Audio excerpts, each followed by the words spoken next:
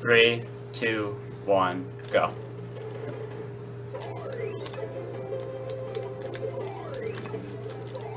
Nice.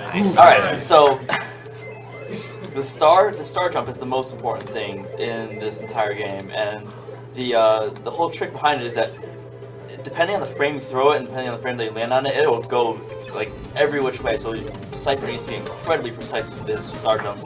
Now, what he was talking about the points is that if your hundreds and your tens digit of your point score, so right now it would be a 6 and a 0, if those two match up, the next enemy you kill will actually drop an item for you.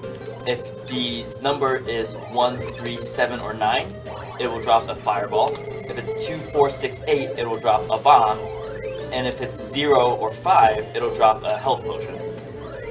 Bombs are incredibly important. And they're coming up in this stage prominently.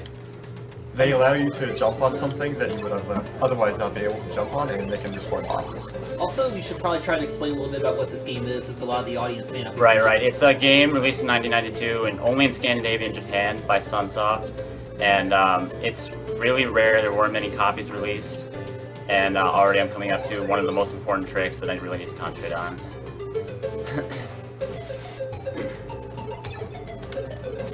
Nice. Alright, I need sound. Right now. I need it right now. Oh. Okay.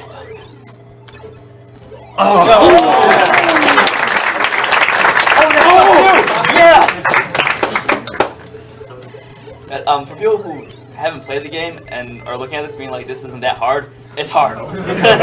It's hard, trust me. I truly believe this is the hardest NES speedrun. I think so too, I agree. Definitely. Long Dark plays Holy Diver. Oh, I killed him. Which is still debating more with Maximum Carnage to be played Wednesday morning. Oh, he's... I did not expect him to be on. I didn't know Kirby was an enemy in this game. Oh! I don't... Wow, I must have just missed it. If you get there quick enough, then he's asleep and you can just push him off. I don't know why he wasn't asleep.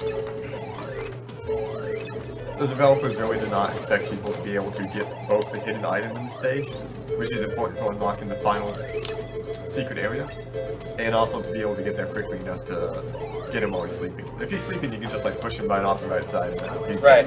He has an alarm clock in front of him that's supposed to wake him up.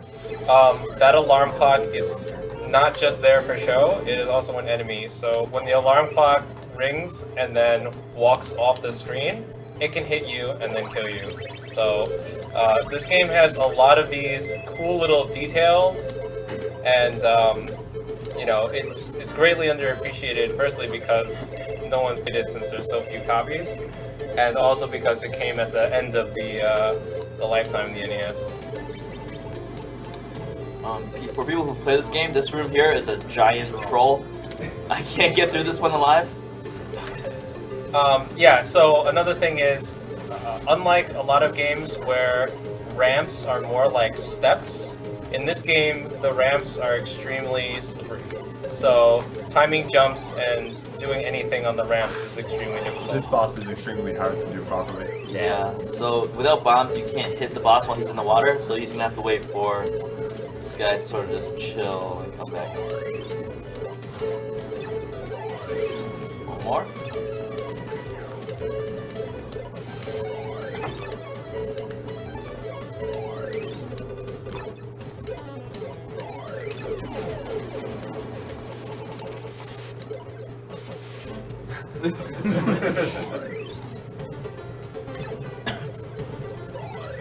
So another thing you might have noticed while he's playing the game is that the music sounds a little better than normal NES music, and this is because in Gimmick, the cart has its own sound chip, and it allows it to play 16-bit music on an 8-bit machine.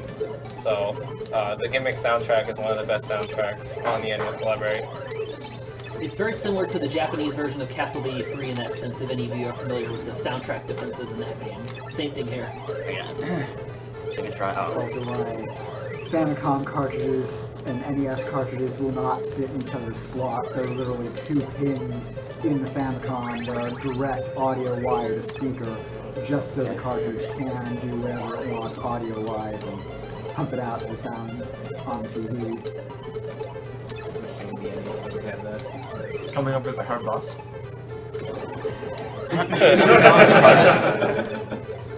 Oh my god, here we go.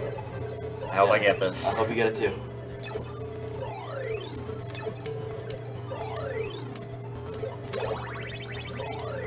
It's not over. I got it!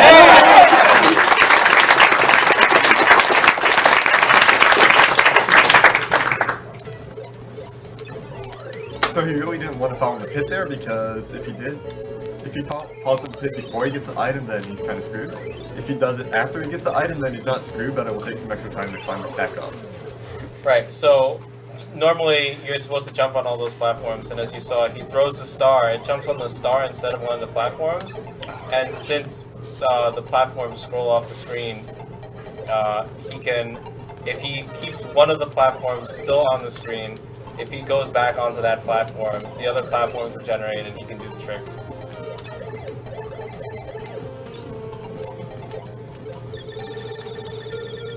You're not meant to be able to get that item without falling down into it. Yeah, once you get the item, you're supposed to go into the pit.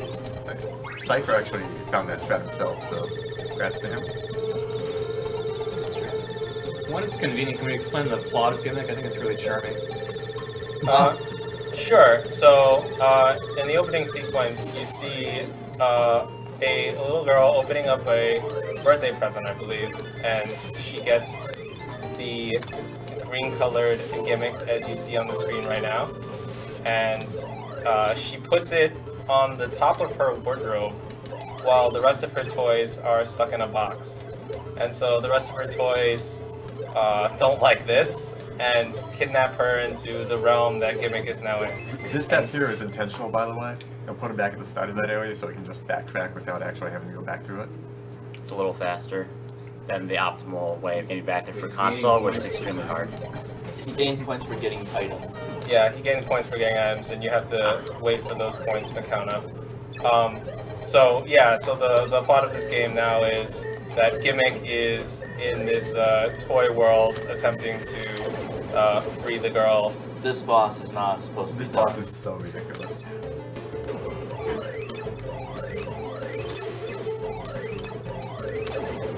That was a really good boss.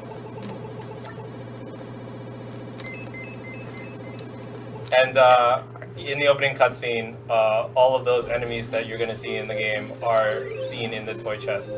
Most of them, the bosses that you'll see. I wanted to get a bomb drop from that white guy, but it's a really difficult, precise, like multi-step maneuver thing to do it. Oh, that's cool. Yep.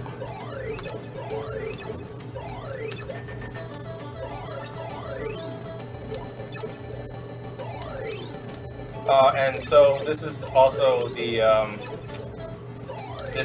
good ending Oh, I run. got this. Hell yes. So there's two endings to the game.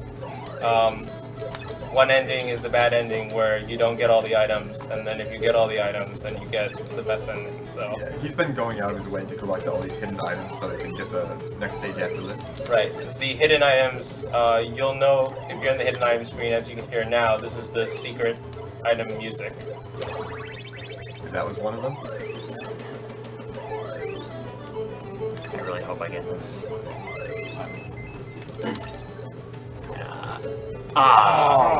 That wasted a lot of time. Oh well. You're supposed to that star's supposed to take you all the way to the pink potion on this little pedestal. And now I gotta wait for this platform cycle.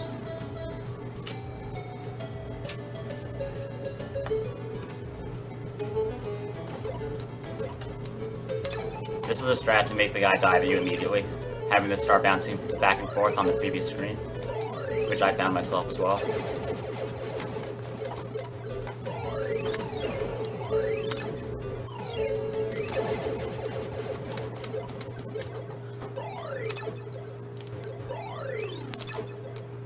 Just a note on the previous one, it looks like you could do a star jump onto that platform, but there's an invisible wall there, so you do have to defeat the boss.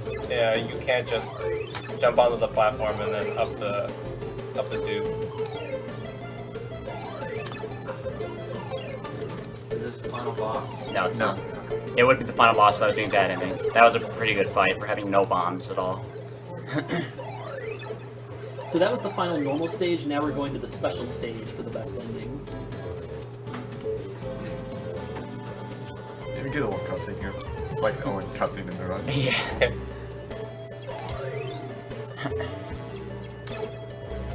Yeah, those birds, they don't hurt you, but Gimmick can kill the birds, so He's not a very nice toy.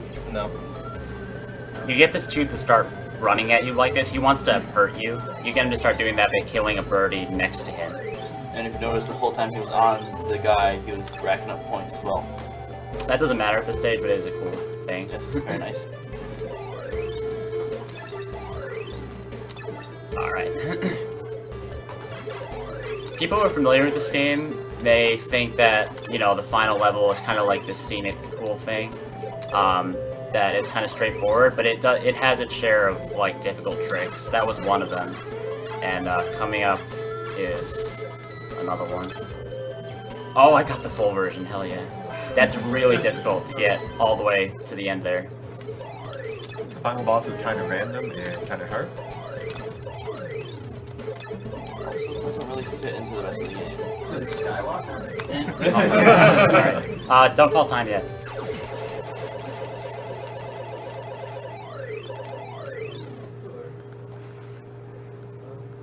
Time is gonna call when the screen transitions. Now. 11:44.